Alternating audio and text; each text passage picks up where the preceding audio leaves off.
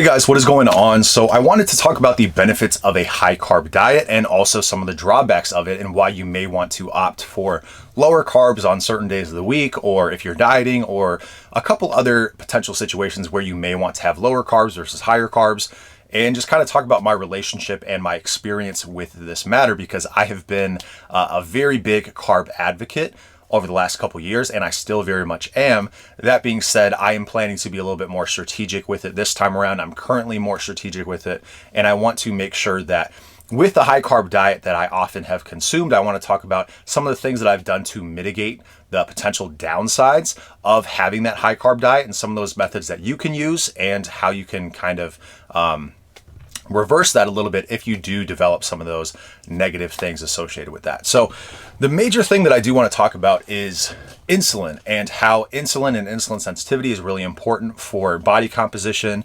and gaining size and strength in the gym, having energy and everything like that. So insulin is an extremely anabolic hormone, and if you have a high insulin sensitivity, you're going to be able to take the biggest advantage of the insulin spikes that you get when you have a high carbohydrate meal. So one thing that we can do, and we're constantly in pursuit of, that I think a lot of people don't really understand, is that we can improve our insulin sensitivity simply by gaining muscle mass. Okay, so our body acts as a sink for glucose, and glucose is just the simpler form of, if you're eating a carb and it gets converted into glucose, you can actually absorb that in your muscles and have more glycogen stored in the muscles to be able to have that energy for later on, have your workouts be better and everything like that.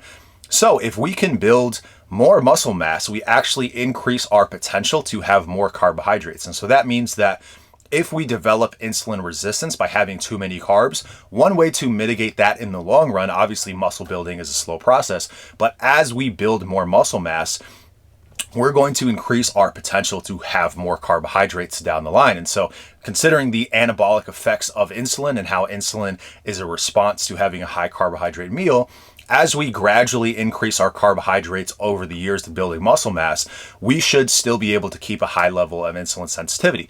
Now, if your insulin sensitivity gets ruined and you become insulin resistant by constantly smashing, carbs and having sugar and everything like that, then you're decreasing the anabolic effect that you can get because you don't have that sensitivity to that insulin. And so you want to avoid the insulin resistance that comes with a massive amount of carbs. And so there are ways to mitigate that. But again, just building muscle over time is going to increase your potential to have more carbs in the absence of developing a insulin resistance, which obviously we don't want. So we want the anabolic effect of the carbs. We want the ability to have the better workouts. We want the glycogen restoration in terms of getting a good pump and having the nutrient partitioning and everything like that that is associated with having higher carbohydrates around our workouts.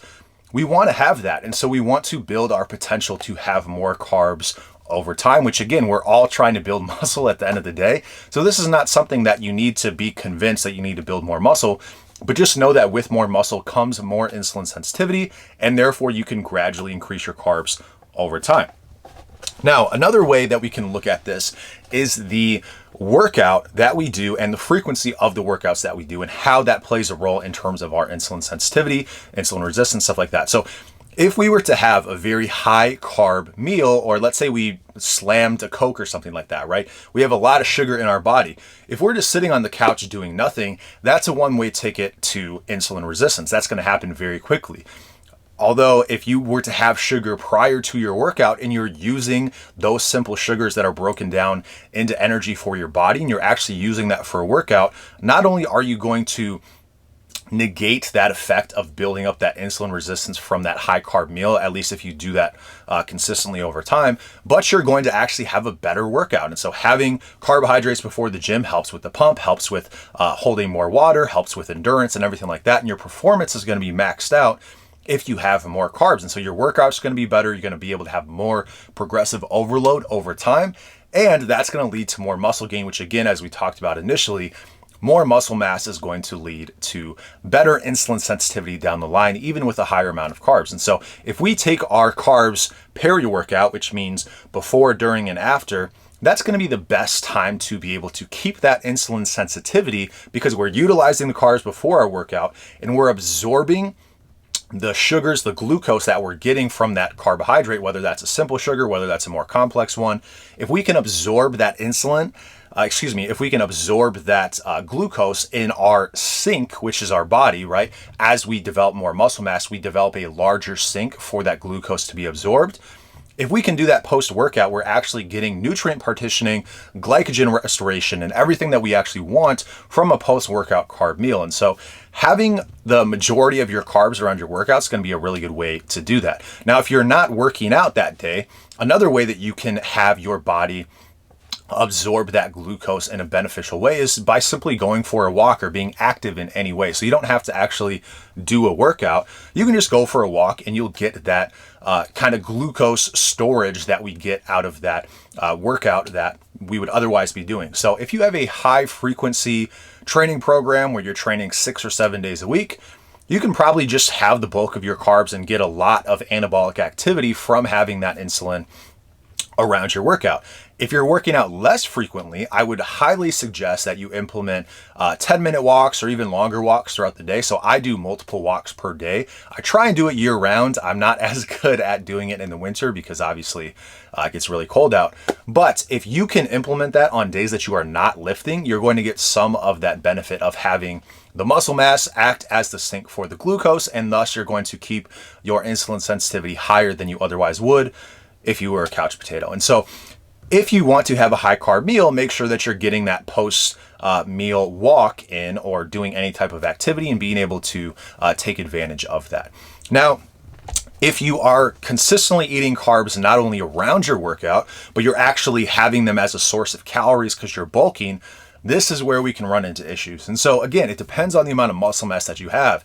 If you're 150 pounds and you're having a ton of carbs around your workout, but you're also, like myself, I used to eat a lot of bagels to get easy calories in. If you're constantly eating those simple sugars and just carbs in general, and you're constantly spiking your insulin to some extent, obviously it depends on the complexity of the carbs, but you are going to be constantly spiking your insulin, and your insulin resistance can actually go up over that time period. And so the more muscle mass you have, the more you can get away with eating more carbs that aren't peri-workout. But if you're a smaller individual, I would highly suggest to not overdo the carbs, not get a ton of your calories from carbs, at least not from simpler versions like a bagel or something like that, or rice. Otherwise, you can opt for something, like oats or even potatoes, and have a little bit more of a slow release of that glucose. But one way that I really like to kind of mitigate this is, again, I have days where I work out, and for me, I work out 4 days a week right now. I'm hoping to actually bring it down to 3. And so on the days that I work out, I make sure that I actually try and get a carbohydrate source before, during, and after. But on the days that I don't work out, I don't make a conscious effort to try and get additional carbs in.